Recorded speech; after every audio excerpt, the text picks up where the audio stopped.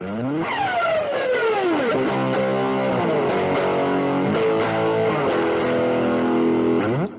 everybody. This is Paul Gilbert. I play the electric guitar, and you are watching Heavy Metal Television.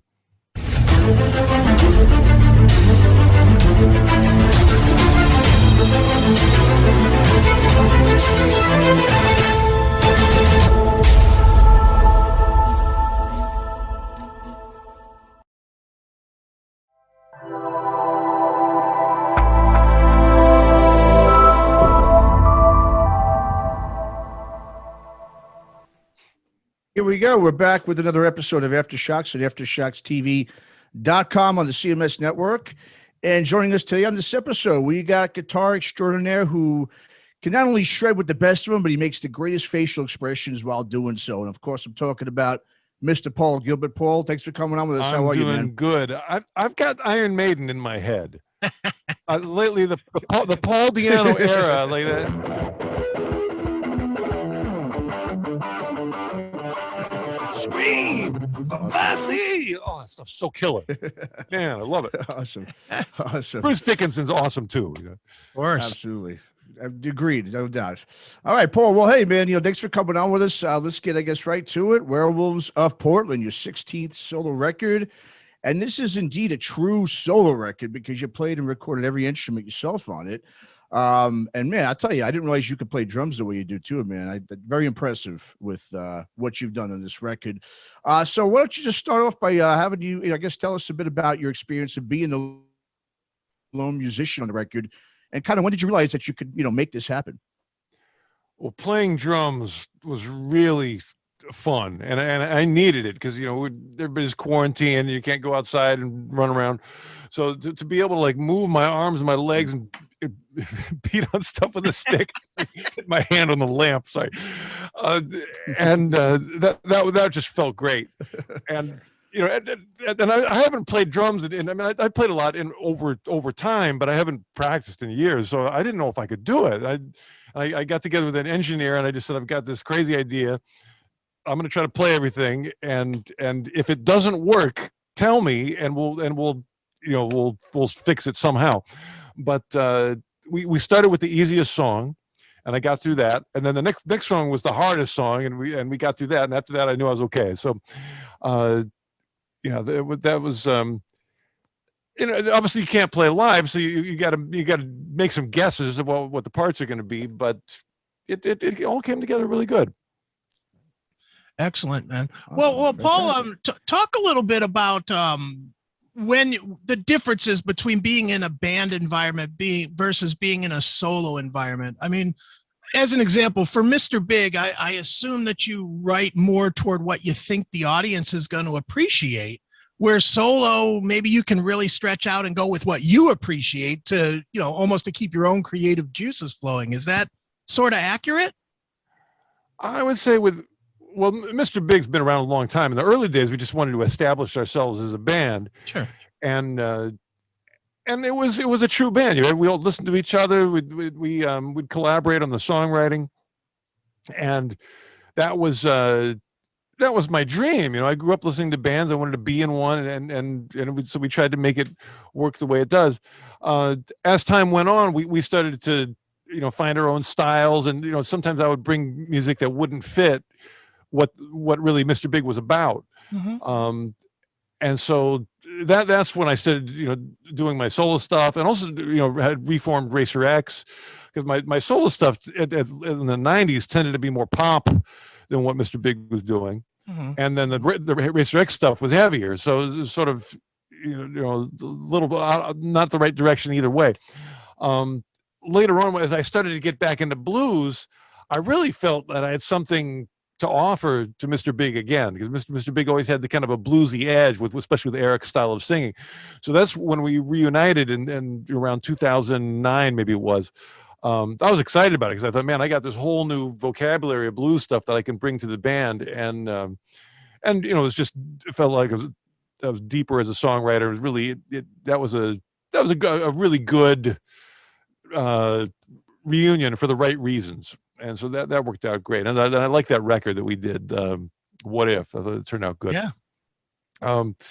and my solo stuff is really different, over the years. Like it started off kind of wanting to be a pop singer with crazy solos in the background.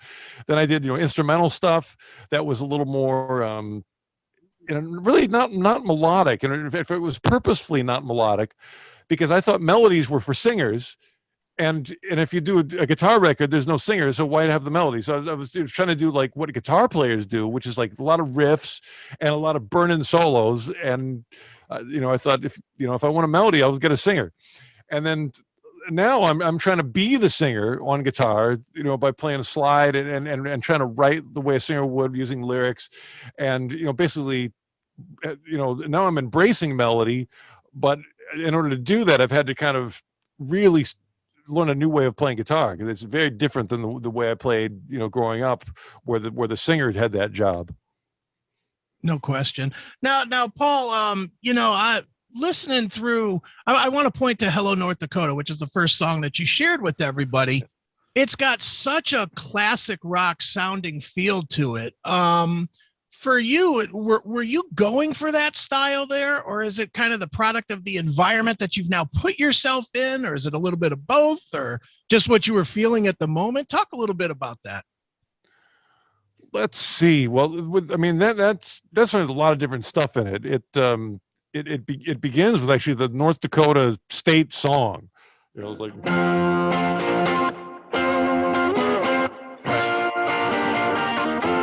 North Dakota. It's very, very, and that's not rock at all. And I really had this kind of study to figure that out, because I did it with like sort of a Brian May style 5-part guitar harmony. And I guess in a way that's classic rock, because certainly Queen is a great classic rock band.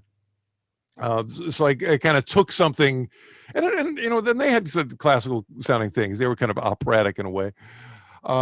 And then I come into something that's more like the Who or Cheap Trick, and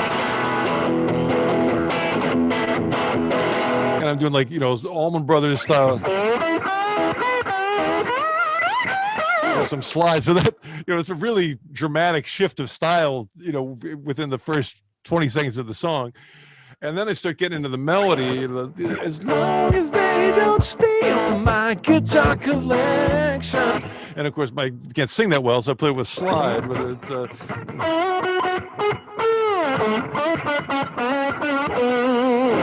And then again, the song has a lot of parts. I ended up then going to a part that's.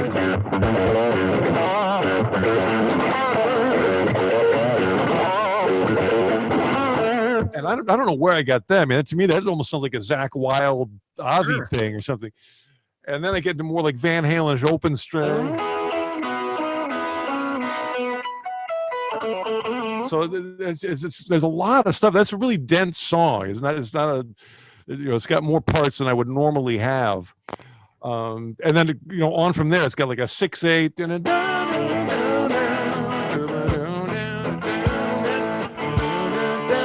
And that's more like that, like a pub waltz or something, right? So there's so many parts of the song that it's hard to pin it down to one. But everything's filtered through me, and my era is 1964 to 1984. From right. the first Beatles album to the last Van Halen album with David Lee Roth. That's sort of like what I always feel formed my instincts and formed what I'm looking for. And certainly, I began to explore on both sides of that era. But that's, you can't help when you're born, and that's that's when I really was listening to the radio, my parents' record collection, my uncle's record collection, and that's where that all came from. No doubt. Now, when you're putting together solo records, I'm assuming I'm not going to say like them better than band environment, because that's kind of it's hard to say you don't like something that you've done for 30 years and you've been massively successful about. But I have to imagine that writing solo stuff where it's completely your idea set and really your time to explore on the guitar, which is, your number one passion, I'm assuming that that's more fulfilling for you. Is that accurate? Well, there's different ways to be fulfilled. If I had never been able to be in a band, I think I would really, I'd really feel that something was missing. You know, Sure. that was my original goal. I wanted to be in a band, and I'm really happy I could. You know, I mean, even as a kid, the just being in cover bands as a teenager, that was great. You know, and I was always in bands with older guys. So I would learn. You know, they would turn me on to other music. You know, you couldn't Google search back then. You know, so it'd be like, man, let's go over to the bass player's house and see what records he has. Right. And that you know, man, he's got Emerson, Lake and Palmer. I never heard of them before. You know, or Utopia. You know, I'd always make these discoveries from hanging out with the older cats. And then you know, with the same thing with Mr. Big. You know, I was the youngest guy in the band, so I had the advantage of, you know, their experiences being on tour. You know, Billy had already been on tour with David Lee Roth. Pat Torpey had been on tour, you know, opening for Robert Plant and playing with, you know, all these different people. And, you know, so a lot of times I would just sit back and kind of watch, Sure. you know, the pros and to see what they did, and then try to step in and not muck it up too bad. But, Right. So I'm really glad I had that experience. Now, of course, the downside is you come up with something that is a little, you know, that's sort of something that maybe you would only do on your own. Like I remember coming up with the song "Green Tinted '60s Mind," Mr. Right. Big song. That whole thing, and I wrote all the lyrics and of course the title, and so, you know, here I come to rehearsal. I said, "Oh, I've got this song called Green Tinted '60s Mind," and the band looked at me like, you know, like, oh, that's the worst title ever. That's just weird, you know. Can't you write, you know, how about a song called, you know, Stone Love, or, you know, I don't know what, you know, something more normal, you know. Right. And it was really, there was. I didn't think that was going to end up on the record until like the last minute, you know, because the producer liked it, and Pat, the drummer, they were kind of like, I think it's a good song. Let's put it on, even though it's weird. Let's put it on there. And so that's just part of my nature. Like I come up with stuff. I have a feeling if I came to Mr. Big and said, I got this song called "Argument About Pie," you know, I think the conversation would end right there. It'd just be like, no. You know, that's not to go do that in your solo thing. Right. And so it's really nice to have both things, because you know, to play with Mr. Big, you know, we got to do, you know, 3 sold out nights at the Budokan and make some great music that I wouldn't have made on my own because of the sensibilities of the other guys. So it's you know, I'd hate to have to commit to only one, but certainly. You know, I mean, the other way, I remember just having all this creativity and things I wanted to do, and I knew it wasn't right for the band. Mm-hmm. So it's really nice to have that feeling that people have a sense of who I am as a person. Where with Mr. Big, I could be like kind of like this cool. I mean, I don't know whatever I was with Mr. Big, but it was a version of myself that wasn't complete. Mm-hmm. And it was, I mean, I remember being on stage in Japan, and we were playing these huge venues, and you know, I would look into the audience and see, you know, everybody smiling, and I'm thinking, they have no idea who I really am. Right. and this is still wonderful, and I'm glad they like me, but they don't really know me, and that's what my solo career has allowed me to do. No question. Now, you know, Paul, you mentioned Japan, and I wanted to bring this up briefly as somebody, I lived in Korea for 2.5 years, right at the beginning of the Mr. Big run. Wow. So I used to take you guys didn't come to Korea at that time. You stopped at Japan, and I used to take the little military hops and see huge places like the Big Egg in Nagoya and places like that. And I try to explain it to people just how big you guys were in Japan, and people don't get it. You know, they're like, oh yeah, it's Mr. Big. You know, I saw him open for Rush or something, you know, yeah. And they don't get that in the Far East, you guys were the Beatles of that time. You guys and Dokken, for some reason, both bands were enormous. So in your mind, talk a little bit about why that was. Do you have any idea why it was that the Japanese people or the Far East people gravitated so well to your music? I don't know exactly. I mean, it certainly was a wonderful thing, and but we were all surprised. Like, I mean, I think, you could look at the other way, like, why weren't we as big everywhere? But in a way, we're too busy to contemplate. We were just touring, recording, constantly working, and if anything, I kind of remember being on tour in America, and and To Be With You had gone #1. Okay. And we were like doing a tour of like big clubs, small theaters, and our manager came to meet with us, and he said, you guys, this is amazing what you've done. He said, this is never going to happen again, ever. So all this extra stuff, the work that you have to do now, going on the Letterman show and Tonight Show, I know you're not going to get any sleep because you got to take the red eye to get there, right? But do it now because this is it.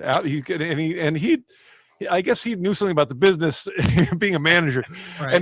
And he said, like, after this, it's going to be all Janet Jackson and like rap and soul artists, Mariah Carey, rock, it's going to survive. But you're not going to be #1 again. Forget that. Right. Enjoy it while it lasts. And but we managed to like keep it going in Japan somehow. And so I think it was just almost like a delayed, almost like what do you call it? Like there's a time zone difference, like a jet lag. But it was a jet lag of 10 years. Right. No, it's crazy. Well, Paul, you, in addition to having the new record out, you also have, new gear with the Mojo Mojo Paul Gilbert edition. Talk a little bit about that.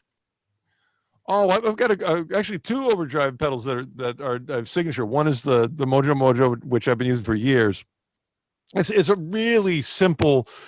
Sometimes I think of it. It's like the Toyota Camry of overdrive pedals, which is that it just always works. It's always there's nothing really like. There's no bells and whistles. It doesn't do like crazy stuff, or it just sounds good and it works, and you're sort of glad you brought it to the gig. Sure. And then the other one is a JHS PG14 overdrive, and I use them together. Okay. I'll either have one or the other or both on. It gives me a variety that way. And that one is much more of a Ferrari. It's like you got to spend time tweaking it, and it's not that it breaks down, but there's a lot of adjustment to do. Mm-hmm. It's more a little more high powered engine, and there's been. The settings really mean something. You can get it right, you can get it wrong. But wrong could be interesting. So that one has different characters, but the both together, and you're unstoppable. Right. For you personally, when you put yourself into working on a new pedal or new gear in general, whatever it would be, even amps or any of that kind of stuff. Do you do it because there's something in your playing life that's missing that you want to see if you can fix? Or do you do it because, this pedal company reaches out to you and says, hey, we'd like to do a signature pedal with you. What do you got? What goes into your decision to work on gear? Well, it's funny how little, I've always, been into guitars and pedals and amps, but, as a kid, I couldn't afford a lot of I couldn't afford anything new. Right. and maybe a new pedal, but I couldn't afford a new guitar. And so I don't think I ever even played a Fender Stratocaster, until like it was in my 30s. I had a Les Paul when I was a teenager because we found one used, really cheap. Okay. Sure. But I didn't even know what it was. So this is before Google. You couldn't research stuff. So a lot of the details that go into an instrument, I didn't even like scale length, which is a big deal. Like between like a Strat and a Les Paul, there's the different length of a neck, and it really changes the feel.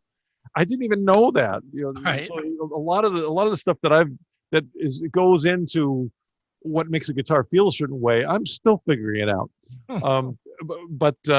I would have to say, like, I'm like anybody. I'll now that there's YouTube, I'll go on and watch pedal demos, and there's this guy named Andy who actually, I found out he lives in Portland where I live, but I would watch him all the time. Goes, let's see what flanger he likes, and I'd check it out, and I just buy one, and because I have a career. Sometimes the companies will work with me, but like the Mojo it was perfect when I got it. If anything, I just didn't like the color. I thought, well, it didn't like match my other pedals. I tend to have like bright colored pedals, and the Mojo was brown.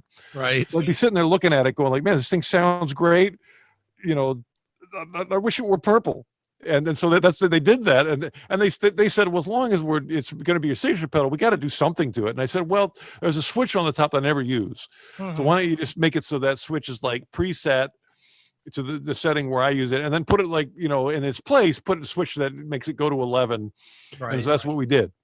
So, you can get it to sound exactly like the brown one, or if you need some more, you can boost it up a little more. Cause sometimes, with the Mojo, it's actually a fairly conservative pedal. It doesn't go really crazy, but with mine, you can make it go to 11. So, if you want it to go a little crazier, it will. Right. There you go. A Spinal Tap moment, right? All Spinal Tap is real. That's nonfiction. Of course. Well, Paul, no secret, the rock and metal world lost arguably the greatest influence in our time, Eddie Van Halen. And, as a guitar player and somebody that was certainly came up in his era, I'm assuming huge influence on everything you've done, especially even when you go back to like Green Tinted 60s Mind. That was, that intro was so different from what everybody was doing, and the backwards masking, it was so different, which comes out of stuff that everybody kind of saw Eddie Van Halen doing different things. So for you as a player, I'm not going to ask you were you influenced, because I know you were, but talk a little bit about his influence and, what his passing means to you as a player, not necessarily as a, human being. Yeah. Well, I at that time, I couldn't figure out the solos, right. I'd get a thing here or there, but they were, I was 11 years old when the first Van Halen record came out. And I had seen my uncle, because my uncle had the record, and he was much more advanced guitar player, and he had done the tapping thing. What was it? I get the real strong. So I kind of had an idea what that was. Now I couldn't do it, but at least it wasn't a big mystery. But the thing I would gravitate towards would be the rhythm parts. Okay. Because those I had a fighting chance of figuring them out, and just the way Eddie played. It's some stuff that on the surface would be simple. Like, you really got me, the Kinks song with 2 chords, but the way the Kinks would play, or it's in G, or whatever key it's in, they'd play like a power chord, where Eddie would play it, right? And he has this thing where he'd do a quick chicka right into a single note, right?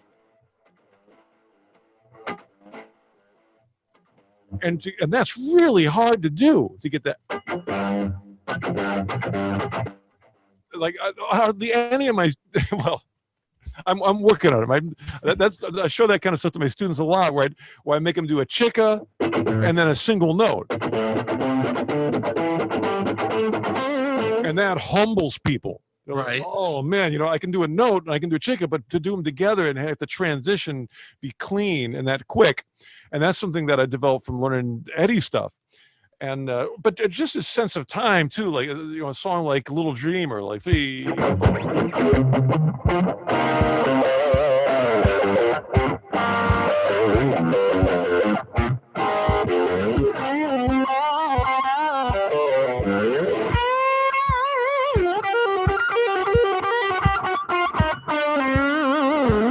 or what was the one?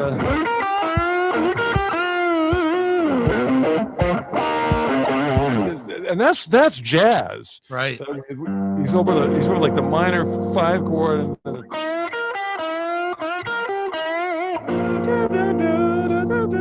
mean, I'm getting chills just hearing that. And that he got that from his dad, because his dad was a jazz clarinet player. Sure. And so a lot of what he does is really informed by growing up in the jazz house. He was trained as a classical pianist, so where he was coming from in terms of what he heard was pretty sophisticated. And of course, you know, then you know, you shake, you add in a big dose of you know, rock and roll, Black Sabbath, and 10 years after, you know, the shuffles he had were so amazing. You know, stuff like the Full Bug.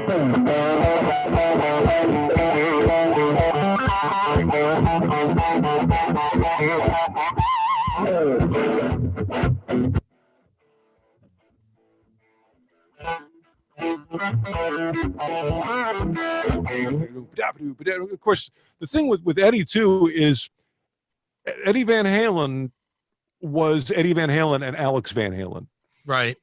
And that's made, to me, that's no more, that's so apparent whenever you hear Eddie without Alex, which is like, you hear Eddie do the Beat It solo.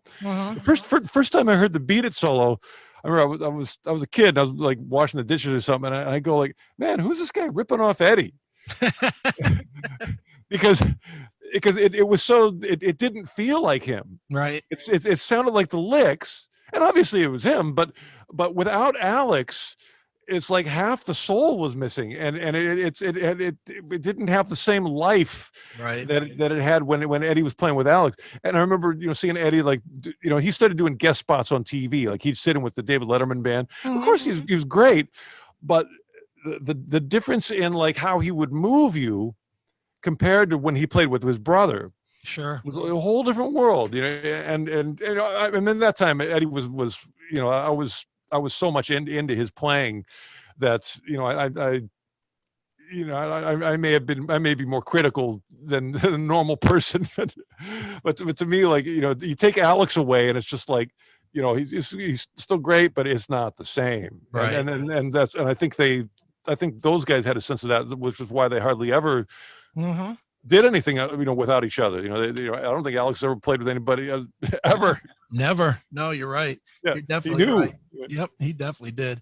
Well, I'll tell you what, Paul, let's tell people one more time about the new release. It's Werewolves of Portland. It's Paul Gilbert. And Paul, where should we tell people to go to get the new record and hear it, and tour dates? If there are any, let's see. Stuff. Well, you can go to my website as always. You know, I've got an Instagram channel that Paul Gilbert _official that I you know, it's me. I've actually the Facebook and Twitter is something, you know, that's my business manager guy, but the Instagram's me.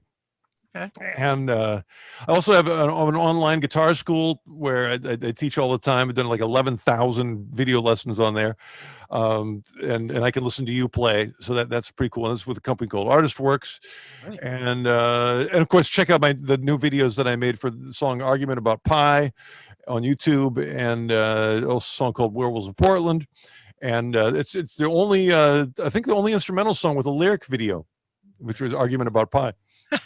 Very good, man. Well, one more time, the name of the album, Werewolves of Portland. It is Paul Gilbert. And Paul, thanks so much for joining us here on Aftershocks. Oh, thank you very much. Rock and roll. All right.